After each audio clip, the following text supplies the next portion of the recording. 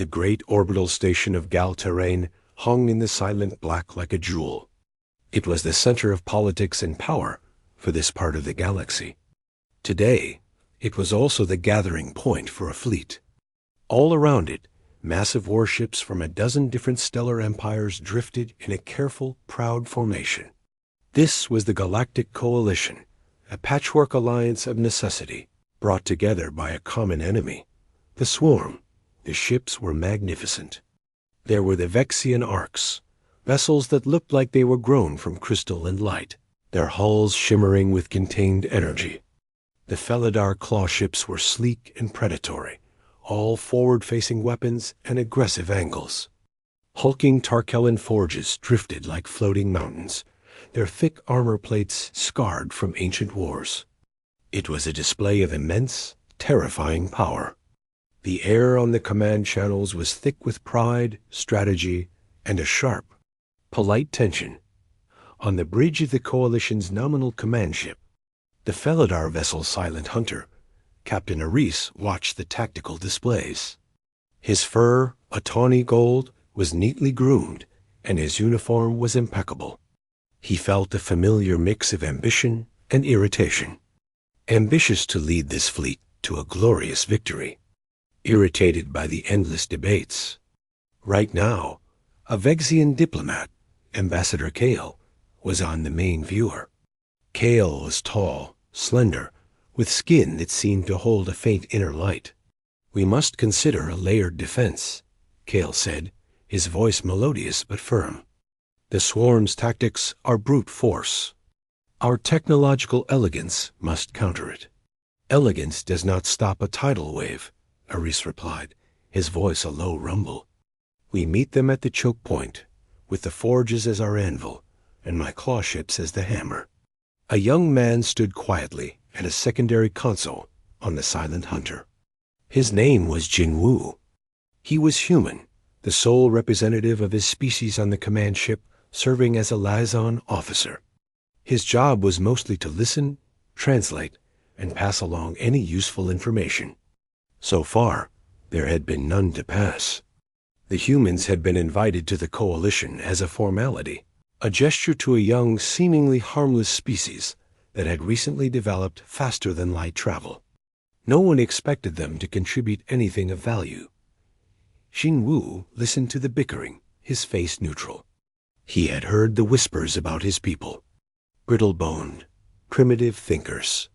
Their ships are made of pot metal and dreams. He kept his eyes on his own screen, which was linked to a simple long-range sensor feed. A soft chime echoed through the bridge.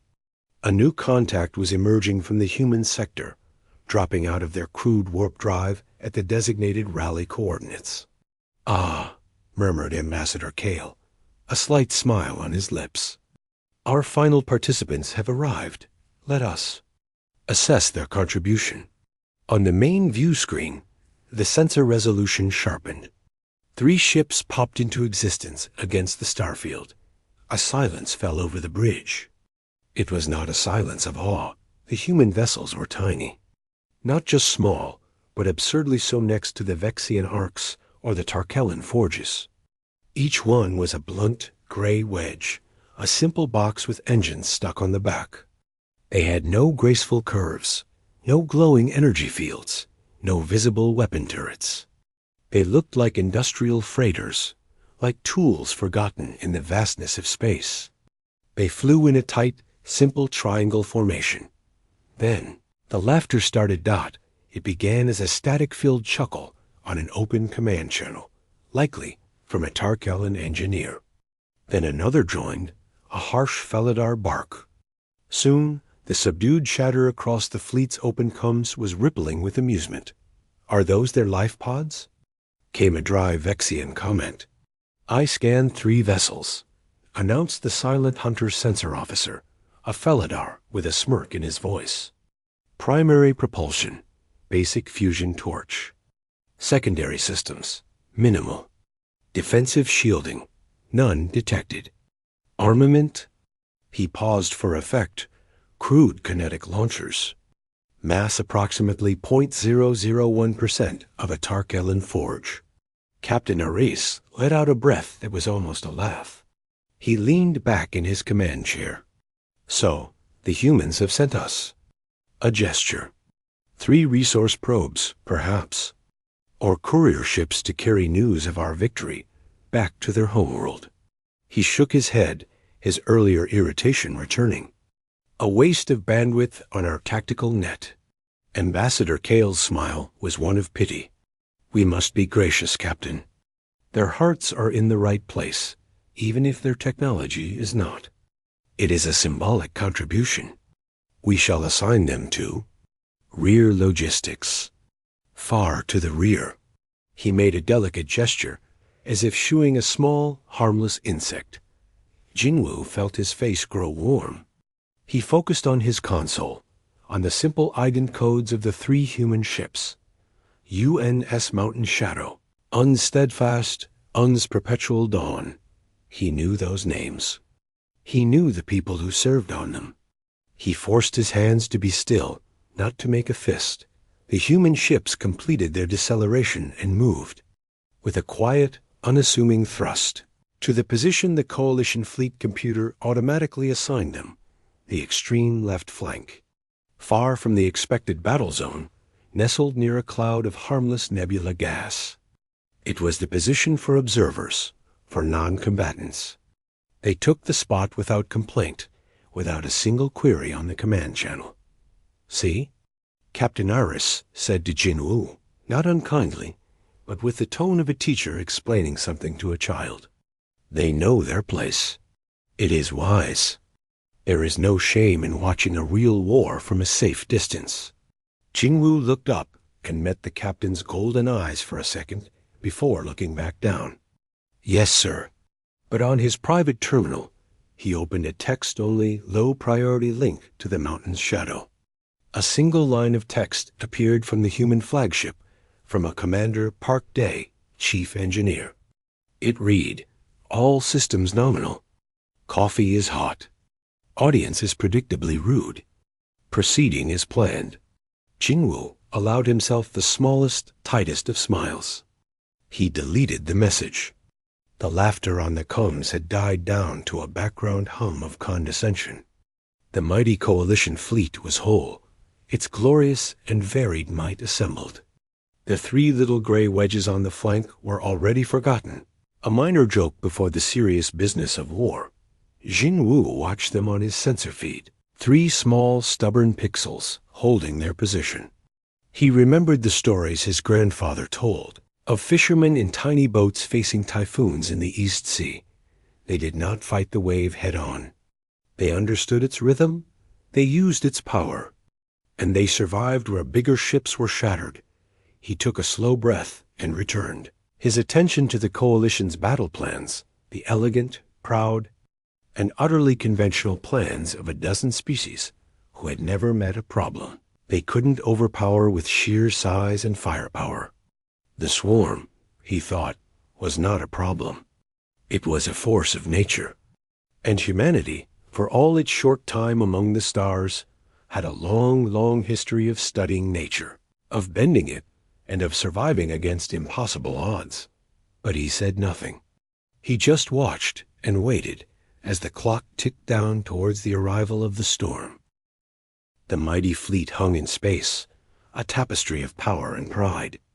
On the bridge of the Silent Hunter, the mood had shifted from mockery to a tense focus. The swarm's arrival was imminent, detected on long-range scouts as a shadow creeping across the stars.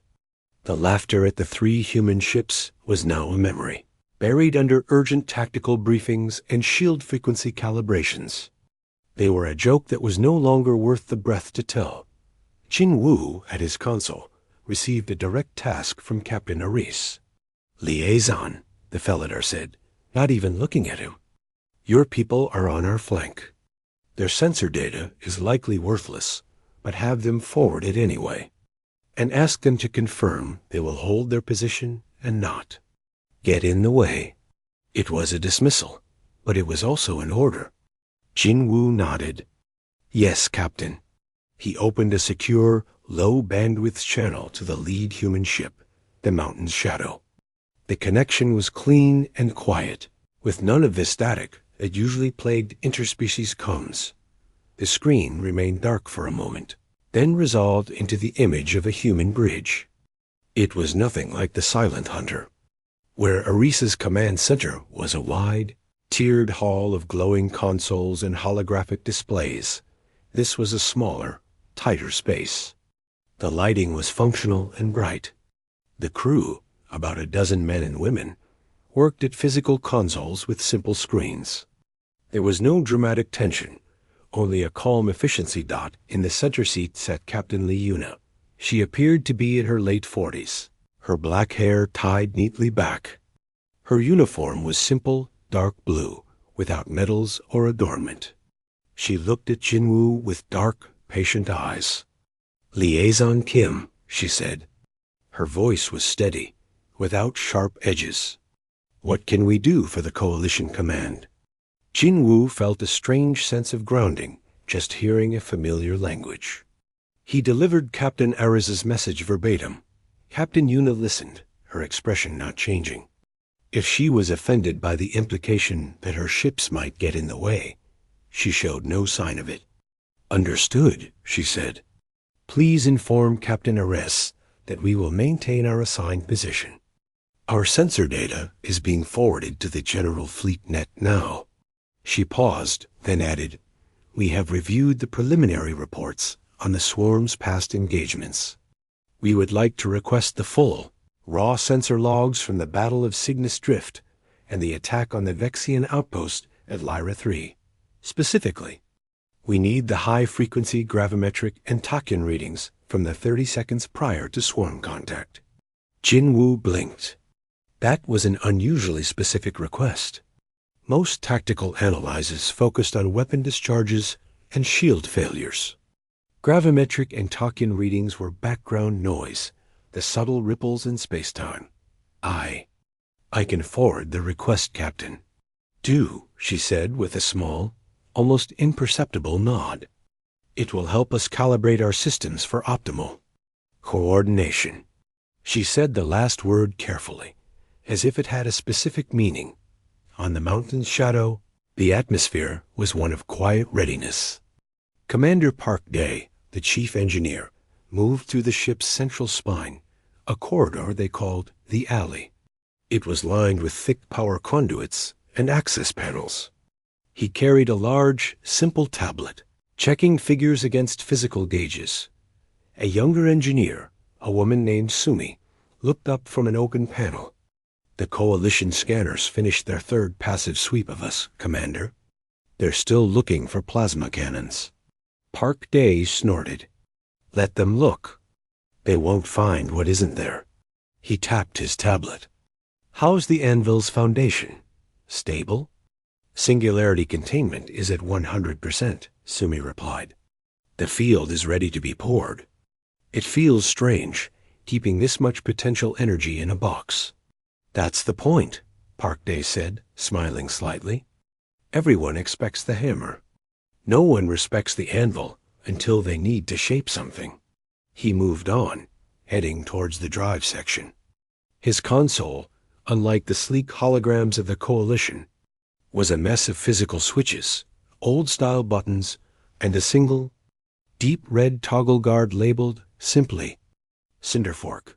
Back on the Silent Hunter, Jinwoo had sent the request. The response from the Coalition Tactical Office was a brief text. "Request denied. Raw sensor data is classified. Human vessels are to focus on maintaining position and avoiding fire.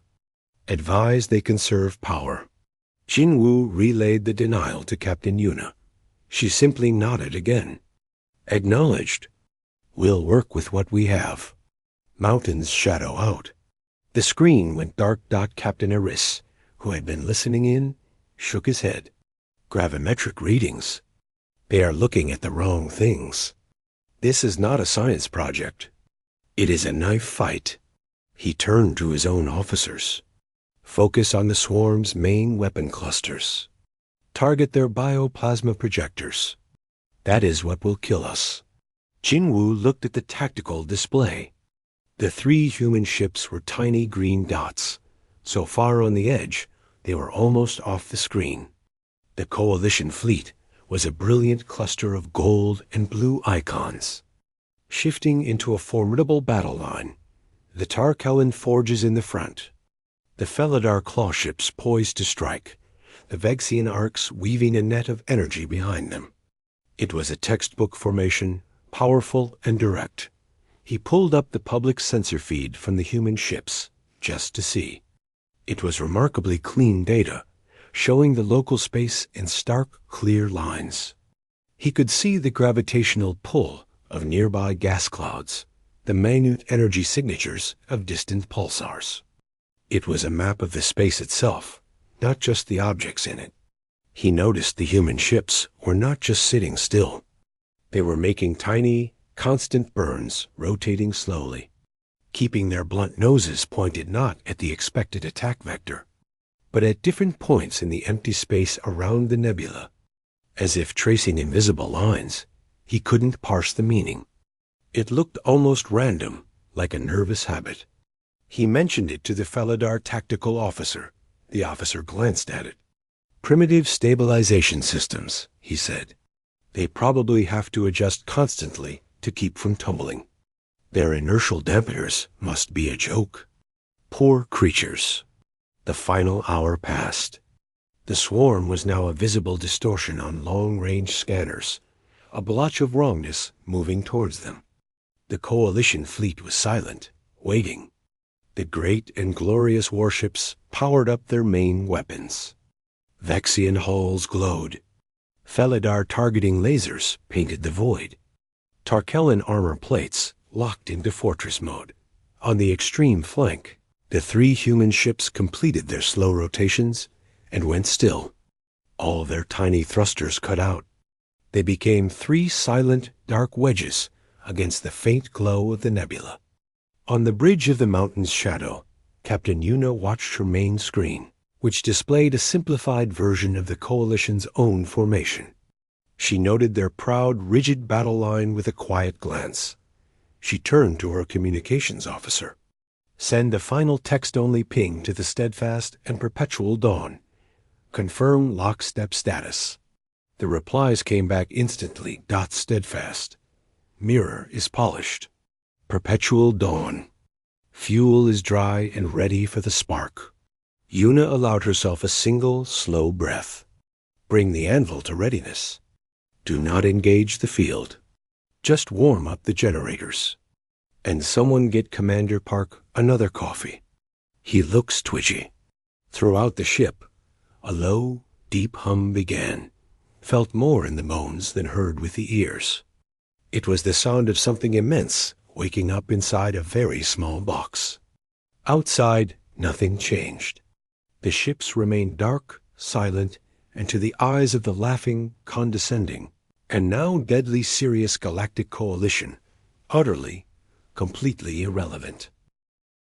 The silence on the bridge of the Silent Hunter was a physical thing, thick and heavy.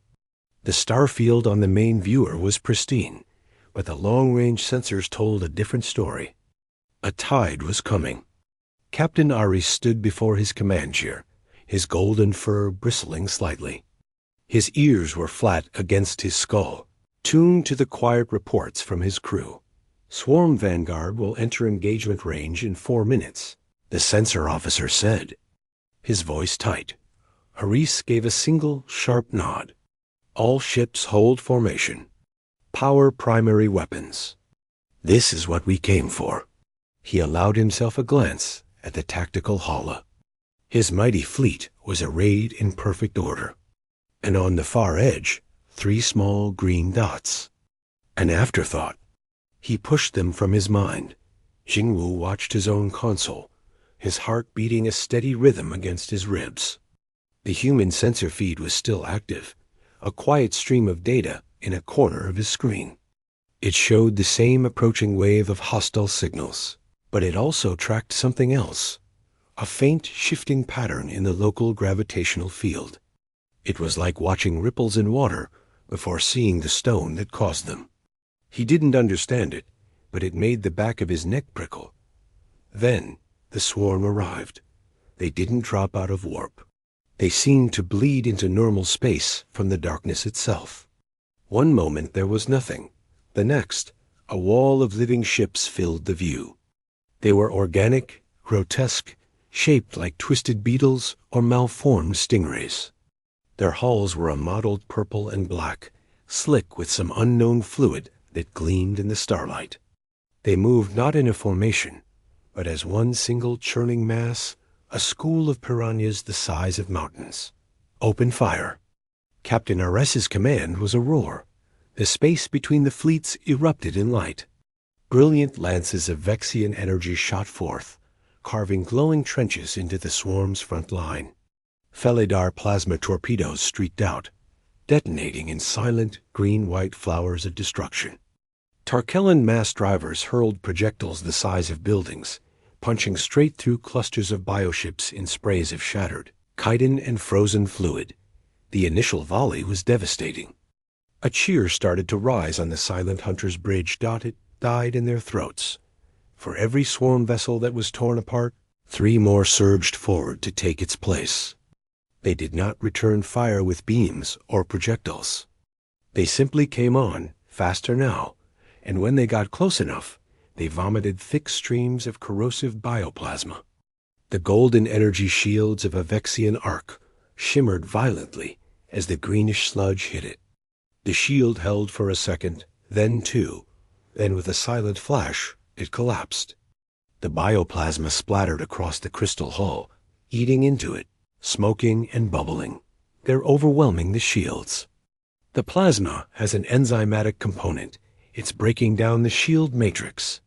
The science officer yelled, "Close the distance. Go to point defense. Don't let them get a clear shot."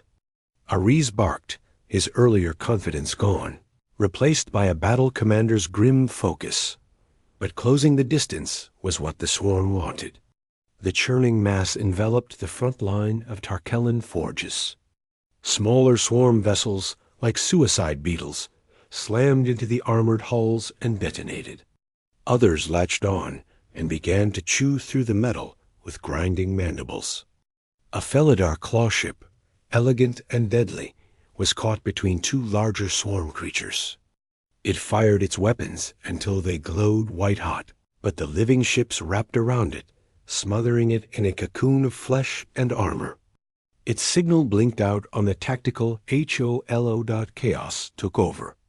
The beautiful formation shattered. It was no longer a battle of lines and tactics. It was a brawl in a dark alley. Ships fired in all directions. The swarm's coordination was perfect, instinctive. They targeted shield generators, weapon mounts, and engines with terrifying precision. An explosion rocked the silent hunter. A console on the upper deck burst into sparks. The lights flickered. Alarm screamed. Direct hit on port side. Armor breach on deck 7. Shield generator 2 is failing. Captain Ares clutched his chair as another impact shook the ship. He looked at the tactical holo. It was a mess of flashing red enemy signals and dying blue allied ones. They were being consumed, piece by piece. His grand hammer and anvil strategy was a joke against this living, mindless flood. His eyes, desperate, scanned the edge of the display. Where was the reserve? Where was any hope of regrouping? He saw them. The 3 green dots. The human ships. They were still there, hanging in exactly the same position, untouched. The swarm had ignored them completely, streaming past their position to engulf the main fleet. They hadn't fired a single shot. They hadn't moved an inch. A hot, bitter rage flooded Ares's chest. It was the rage of a warrior facing death, seeing spectators safely watching from the hillside. His lips peeled back from his sharp teeth. "Cowards," he snarled, the word full of venom. Useless, primitive cowards. He thought of their little gray boxes, their requests for sensor data, their calm, quiet captain. He felt a fool for ever giving them a moment's thought. They were less than nothing. They were a stain on the honor of this battle, "Captain!" The helmsman yelled. "A swarm tendril is breaking off. It's heading for the command group." Aris tore his gaze from the human ships. A group of 20 swarm vessels, each as large as his own ship, had broken from the main mass and were driving straight towards the Silent Hunter and the other coalition flagships. Their forward mandibles glistened, open and ready. He knew in that moment they could not stop them. His shields were failing. His weapons were overheating. The tide was too strong. "All remaining ships," he said, his voice rough with defeat and fury. "Concentrate fire on that tendril. Buy time for the others to retreat." The word tasted like ash. He glanced one last time at the tactical holla, at his broken fleet, and at the 3 quiet, unmoving dots on the flank dot. They would watch him die. They would watch them all die. And then, he supposed, the swarm would turn and digest their tiny, worthless ships as an afterthought. The galaxy's final laugh at the tiny Armada. On the mountain's shadow, the view was different. Captain Lee Yuna watched the main screen, which showed the brutal chaos engulfing the coalition. She saw the elegant ships being torn apart. She saw the swarm's movements, the beautiful, terrible efficiency of a superorganism. She did not see cowardice or heroism. She saw a pattern. She saw pressure and flow and a critical point of convergence. "The swarm is fully committed," her tactical officer said calmly. 97% of their mass is now inside the predicted engagement zone. "They are ignoring us. Gravimetric shear?" Yuna asked, building at the expected rate. "The swarm's own biomass is warping local spacetime exactly as projected." Yuna nodded. She turned to her communications officer. "Open a fleet-wide channel. All human vessels." On the bridge of the dying Silent Hunter, amidst the smoke and the alarm lights, a new, clear voice cut through the noise. It was calm, steady, and utterly devoid of panic. It was a human voice. "All units, this is Mountain's Shadow," said Captain Lee Yuna. "Stand by for field deployment. Commander Park, you may begin." The voice, so calm and clear, felt like a hallucination on the bridge of the Silent Hunter. In the middle of the roaring chaos, the screams of stressed metal, and the frantic shouts of his crew, Captain Aris heard it. He didn't understand it. Stand by for field deployment? What field? He had no time for the humans and their nonsense. The swarm tendril was seconds away from ripping his ship apart. On the mountain's shadow, Commander Park Day had been waiting for this moment. His fingers, which had been drumming a quiet rhythm on his console, went still. He looked at the deep red toggle guard on his panel. He flipped it up. The plastic cover was cool under his thumb. He did not slam the switch down dramatically. He pressed it with a firm, deliberate click. "Gravity anvil," he said, his voice loud in the quiet of the human bridge. "Foundations set. Deploying the field. Now." Deep within the ship, in a chamber the coalition scans had registered as a simple cargo hold, something woke up. It was a gravity generator, but not one designed for artificial gravity on a ship. It was a weapon that used the universe's most fundamental force. The effect was not a flashy beam of light. It was an absence. A sphere of space, 10 kilometers across, directly between the human ships and the heart of the swarm, suddenly became heavy. It was as if a tiny, invisible black hole had flickered into existence for a single sustained moment. The swarm, which had been flowing forward with the unstoppable force of a river, hit that sphere. The leading edge didn't explode. It didn't shatter. It simply stopped. It was like watching a video freeze. Hundreds of bioships, caught mid-lunge, were yanked to an absolute halt. Their forward momentum was instantly converted into crushing, inward pressure. The ships behind them, driven by the mindless swarm instinct to press forward, did not stop. They plowed into the back of their immobilized kin. The perfect, churning coordination shattered in an instant. Bioships crumpled into each other, their chitinous hulls cracking, their fluid-filled bodies bursting silently in the vacuum. They were piling up, creating a tangled, struggling knot of organic matter trapped in an invisible vice of impossible gravity. On the silent hunter, the swarm tendril bearing down on them suddenly veered off course. It wasn't an attack. It was a recoil, as if the entire organism had stumbled. The creatures writhed, their smooth flight turning into a chaotic tumble, pulled sideways by the sudden, violent distortion in the gravitational field. What in the name of the stars? The Felidar sensor officer whispered, his eyes wide on his screen. Massive, localized gravitational event. Off the port flank. It's coming from the human position. Captain Aris stared at the tactical holla. The red cloud of swarm signals was no longer a flowing wave. Its center was a confused, compressed blob. The signals were overlapping, going dark as ships were crushed by the pressure of their own kind.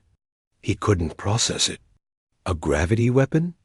Such things were theoretical, monsters of power consumption that would require a ship the size of a moon.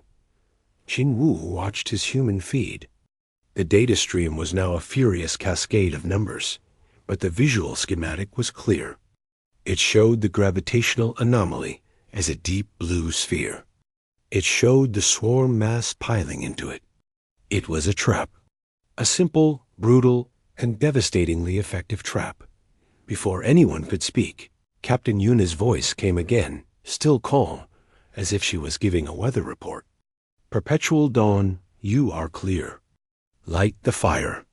The second human ship, which had been hanging back slightly, reacted. It did not fire missiles or energy bolts.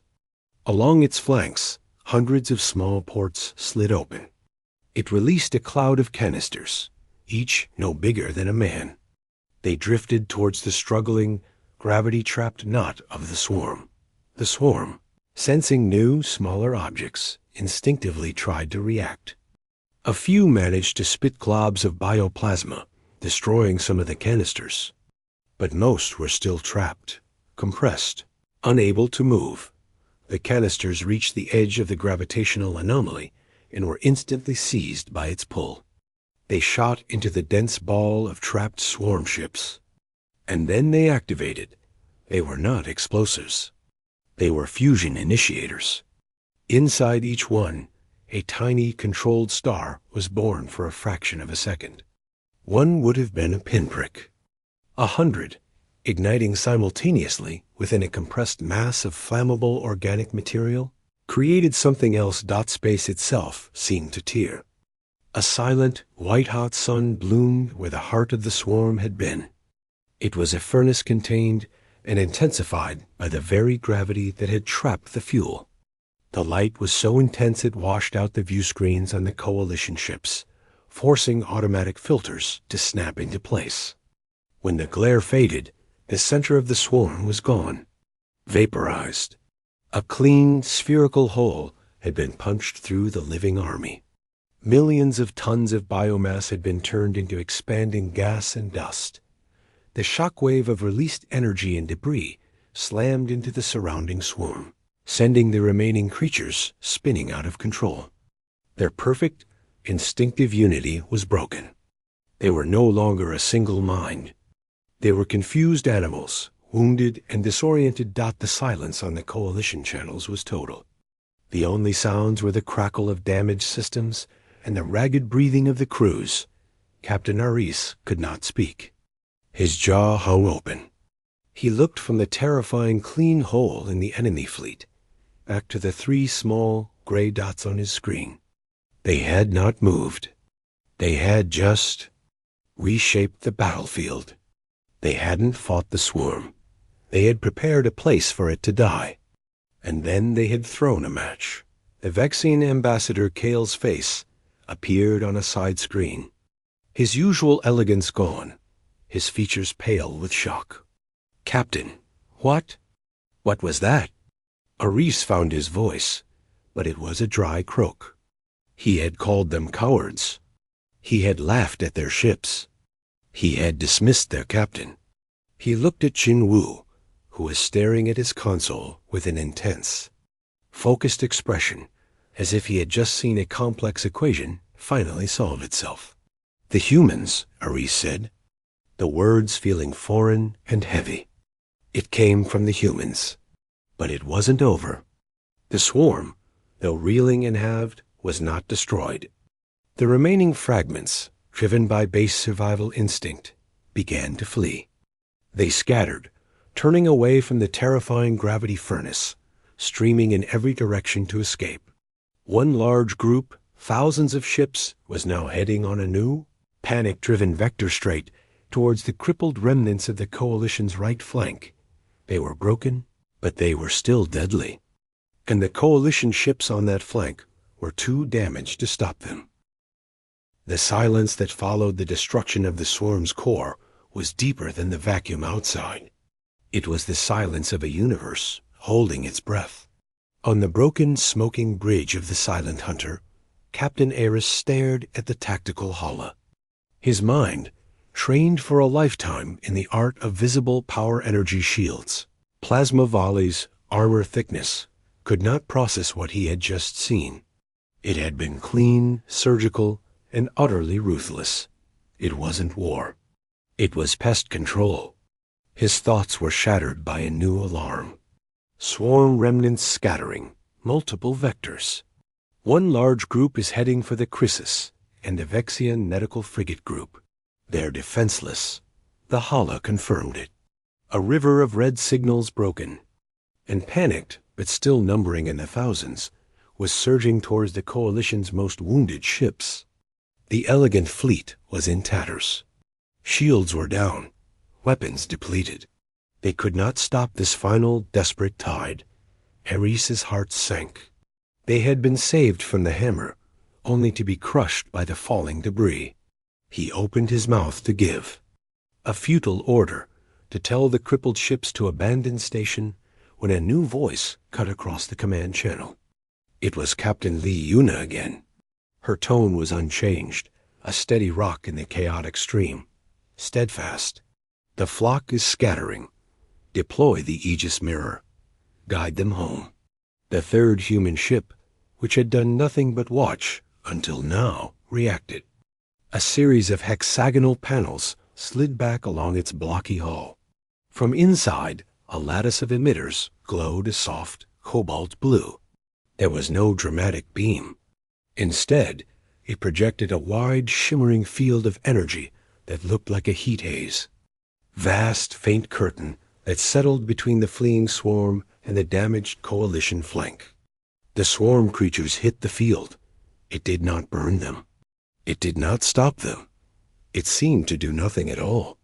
They flew right through it. But then the field began to shimmer more intensely. On the Silent Hunter, the sensor officer let out a strangled cry. "The field is reading energy signatures. It's reflecting and amplifying our own scattered fire." It was true. The drifting wreckage of the battle was full of dying energy. Sputtering plasma leaks from Felidar ships, the fading glow of Vexian. Crystal batteries, the radioactive bloom from a Tarkellan reactor breach. Even the last, dying pulses of the swarm's own bioplasma were caught in the net.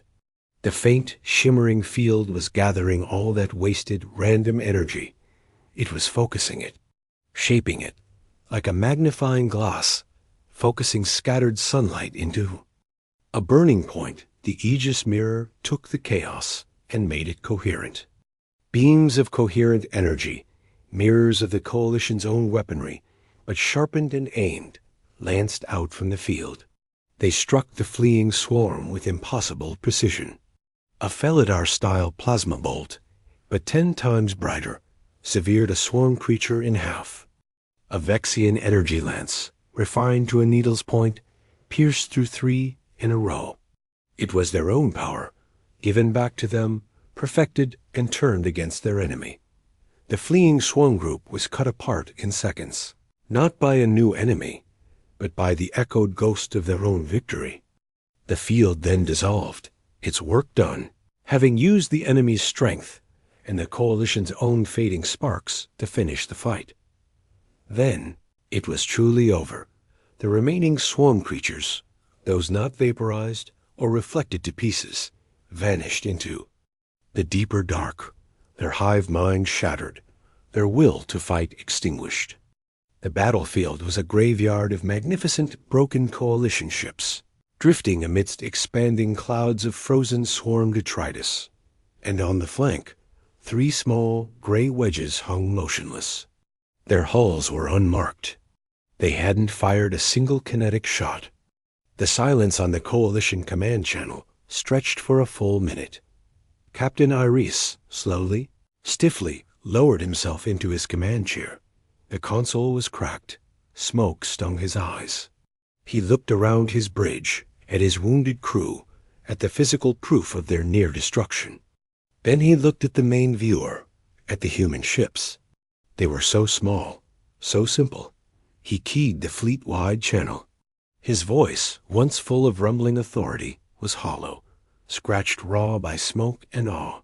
All ships, report status. The damage reports began to filter in, a litany of pain and loss. Ambassador Kale's face appeared again on the screen. His grace was gone, replaced by a dawning, profound horror. He wasn't looking at Iris. He was staring past him, as if he could see the human ships through the bulkhead. "Captain," Kale whispered. "What? What are those ships?" It was the question hanging in the mind of every surviving being in the fleet. They had seen power today, but not from glittering cannons or vast hulls. They had seen space itself used as a weapon. They had seen their own spent power harvested and weaponized. It was cunning. It was efficient. It was terrifying in its quiet simplicity. Eris turned his head. His eyes found Jinwoo. The young human officer was still at his post, his face illuminated by the soft light of his console. He was not celebrating. He was not smiling in triumph. He looked, focused, as if he was checking data streams, ensuring the systems on his own silent, terrifying little ships were cooling down properly. "Iris," Kale insisted, his voice trembling slightly. "The weaponry. The scale. It defies physics. It defies their technology level. What are they?" Captain Eris took a long, slow breath. The answer was suddenly, blindingly clear. It explained everything. The small ships, the lack of shields, the requests for gravimetric data, the calm. They hadn't come to fight a battle. They had come to solve a problem. The laughter, the condescension, the pity it all, curdled in his memory, a sour taste in his mouth. He looked back at Kale, and then at his own tactical officer, who was gazing at the human ships with something like fear. "Ambassador," Iris said, his voice finally firming, becoming the voice of a captain reporting a stark, undeniable fact. "Those are not those ships." He paused, letting the words hang. "Those are human ships." The line spread across the shattered fleet's comms. Human ships. It wasn't an explanation of technology. It was a category. A new, terrifying category the galaxy had just been forced to learn. On the mountain's shadow, Captain Yuna received the damage reports from her small fleet. None. Minor power drain on the Steadfast's emitters. The Perpetual Dawn was replenishing its canister stocks from onboard fabricators. Commander Park Day was drinking his now cold coffee. Yuna keyed a private channel to her fellow captains. "Well done. Secure the anvil. Run full diagnostics on the mirror. And let's see if the coalition needs any assistance with recovery." She sat back. On her screen, she could see the communications requests flooding in from the coalition, from captains, from ambassadors, from stunned tactical officers.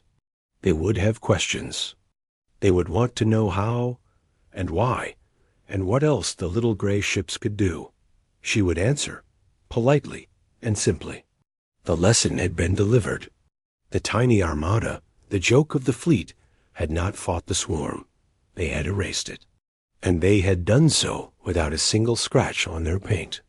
Captain Lee Yuna allowed herself a small, private sigh. The galaxy, she knew, would never laugh at them again. From now on, it would only watch and whisper and wonder. And that, she thought, was a much more manageable way to exist.